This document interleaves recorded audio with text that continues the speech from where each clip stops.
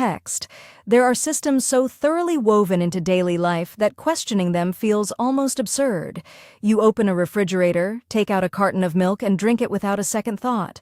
You eat a sandwich from a gas station, a salad from a hospital cafeteria, a piece of chicken from a restaurant you have never visited before. You do not know who made these things, where the ingredients came from, or how many hands touched them before yours. And yet most of the time nothing bad happens. This is not luck.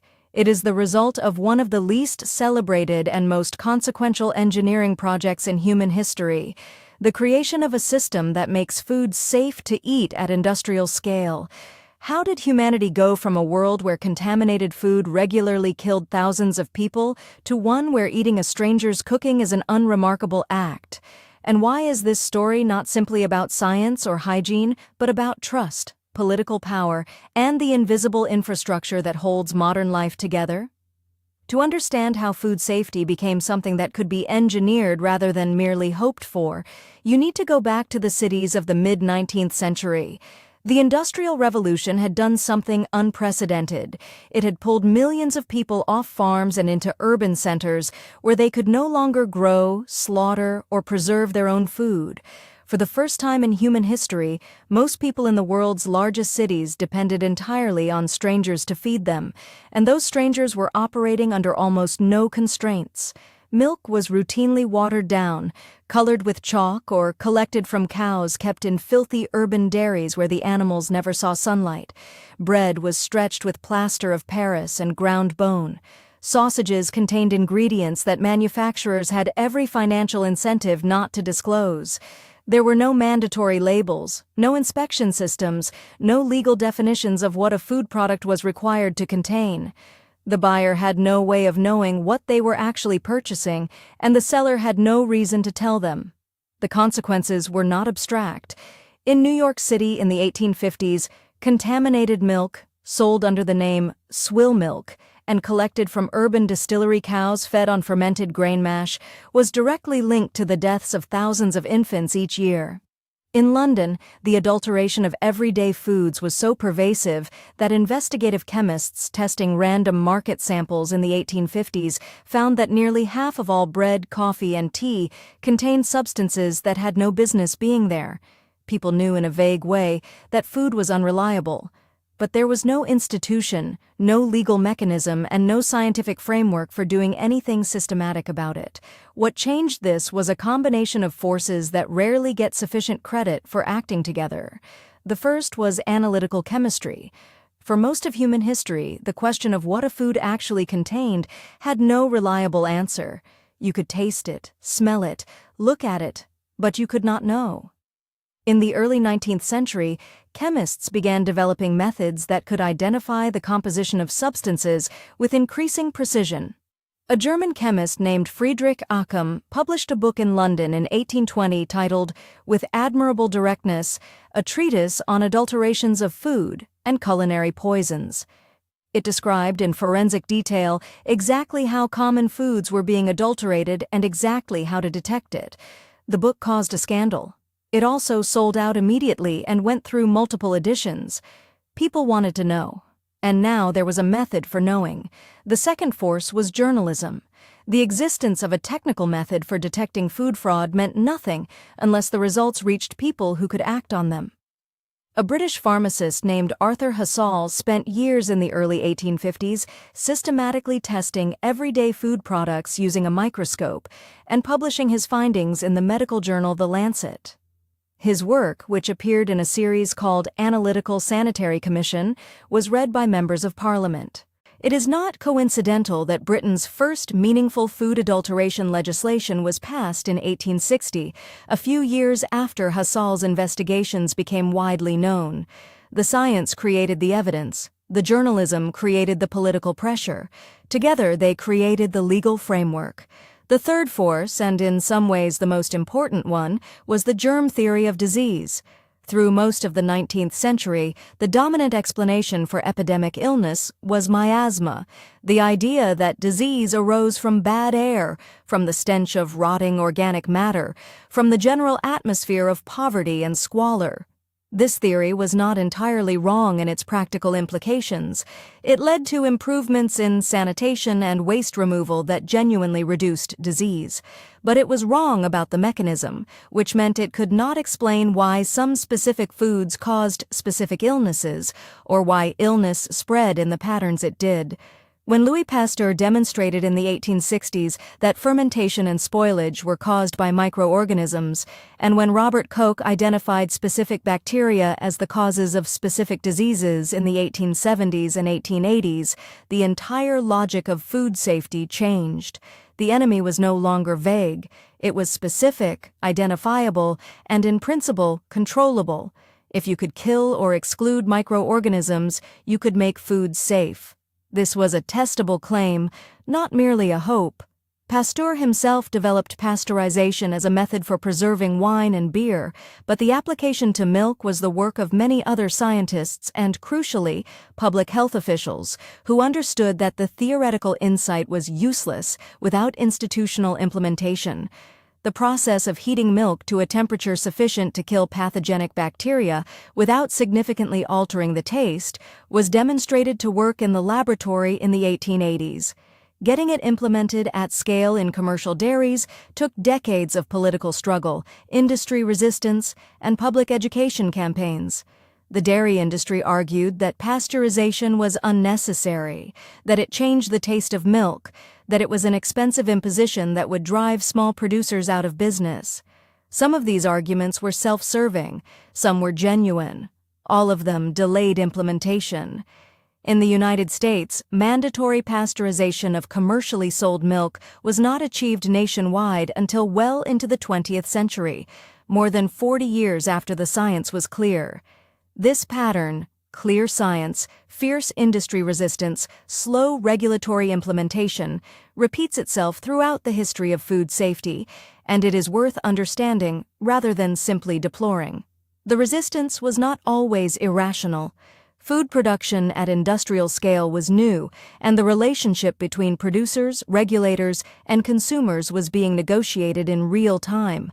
A small dairy farmer who had been selling milk his whole life and whose customers had largely survived had reasonable grounds for skepticism about a new government requirement that would cost him money. The fact that his milk was objectively more dangerous than he knew, and that the deaths it caused were distributed invisibly across a large population rather than obviously traceable to any single source, was not something he could easily see from his position. This is one of the fundamental challenges of public health. The harms it prevents are invisible by design. Success looks like nothing happening. The event that accelerated food safety regulation in the United States more than any scientific finding was a work of fiction. Upton Sinclair's novel, The Jungle, published in 1906, described the conditions inside Chicago meatpacking plants in terms that were designed to be impossible to ignore. Sinclair's primary intention was to draw attention to the exploitation of immigrant workers. But what the reading public fixated on was the description of what went into the sausages.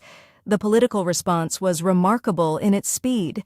Within months, Congress had passed both the Pure Food and Drug Act and the Meat Inspection Act. President Theodore Roosevelt, who had read The Jungle and been genuinely disturbed by it, pushed both bills through over considerable industry opposition. Sinclair himself later said, with some bitterness, that he had aimed at the public's heart and hit its stomach.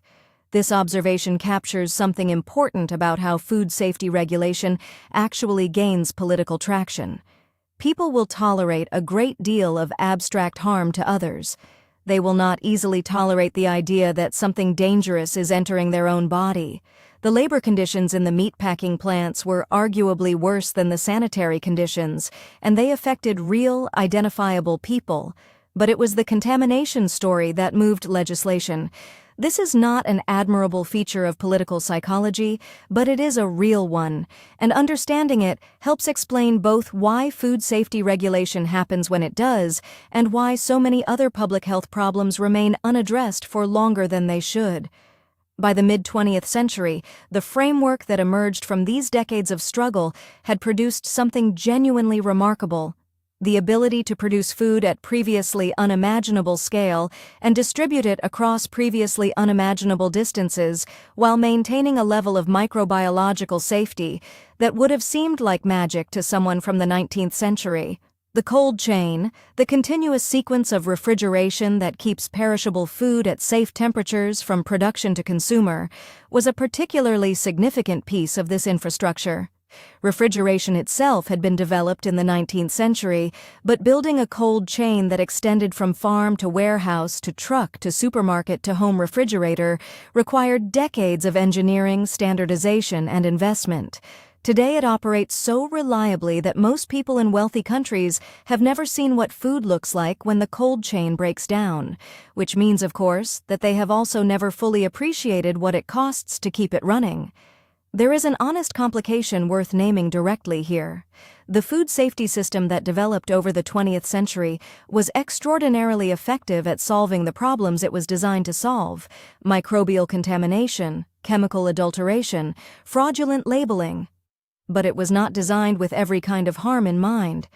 The same industrial scale that made food reliably safe from bacteria also made possible the mass production of food products that are safe in the microbiological sense while being genuinely harmful in other ways.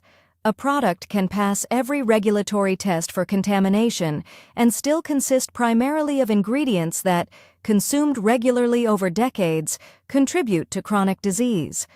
The regulatory framework that emerged from the era of acute food poisoning was not built to evaluate this kind of slow, diffuse harm, and the political economy of the food industry means that extending the framework to address it has faced, and continues to face, resistance of a familiar kind.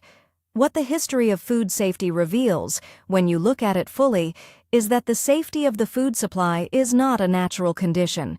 It is a constructed one, built layer by layer over more than a century, maintained by institutions that most people never think about, and dependent on a continuous investment of political will that is easy to take for granted and surprisingly difficult to sustain.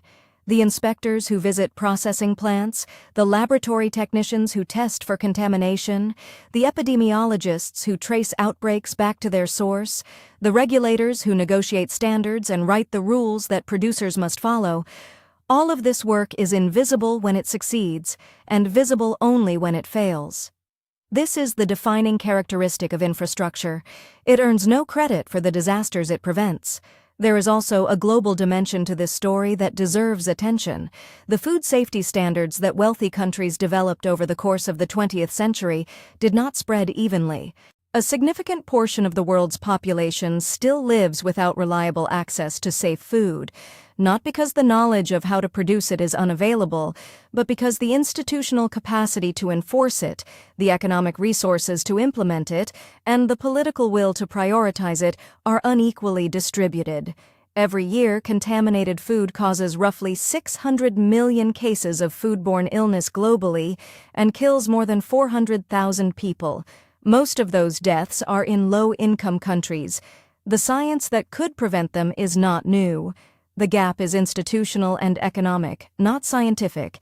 This is a form of injustice that tends not to produce the visceral public reaction that Upton Sinclair's novel produced, precisely because its victims are distant and its causes are structural rather than dramatic. The next time you open a refrigerator without thinking twice, or eat something prepared by someone you have never met, consider the scale of what makes that casual act possible. Behind it is a system built over generations by scientists who identified the enemies, journalists who made the findings public, politicians who faced industry pressure and occasionally held firm, engineers who designed the infrastructure, and inspectors who show up every day to do work that nobody notices unless something goes wrong. That system is not perfect. It has blind spots, gaps, and political vulnerabilities. But it represents one of the more significant achievements of coordinated human effort in the modern era. And like most infrastructure, it remains durable only as long as people remember that it requires maintenance. What has your own experience been with this?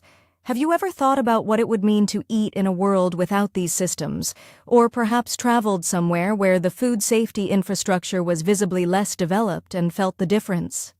Share in the comments. These observations, gathered from personal experience, often illuminate what statistics cannot. And if this account has shifted something in how you think about the ordinary act of eating, that is precisely the point. Because recognizing the architecture that surrounds you is the first condition for understanding what it would cost to lose it. Remember this: the safety of your food is not natural, not automatic, and not free. It is a political and institutional achievement, built through conflict, maintained through effort, and easy to erode when the effort stops.